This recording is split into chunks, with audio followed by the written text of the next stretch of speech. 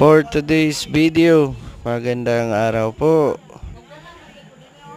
Ngayon, maglalagay tayo ng coil separator.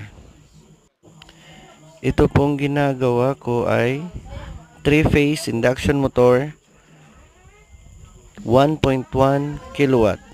Maliit lang po ito kumpara sa ibang ginagawa namin dito sa shop. Sa mga gustong matuto or madagdagan ang karunungan sa electrical, sa rewinding, pwede po kayong mag-comment, mag-message, or please subscribe na lang po para may tutulong naman tayo.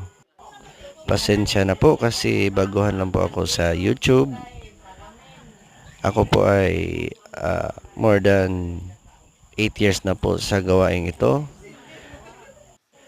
Marami pa pong kulang at saka medyo marami-rami na rin yung natutunan.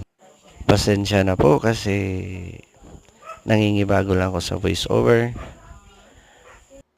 Maraming salamat po sa panunood at ako po ay gagawa ng mga video tungkol sa motor rewinding, troubleshooting, sa electrical at industrial, automation at iba pa. Salamat po.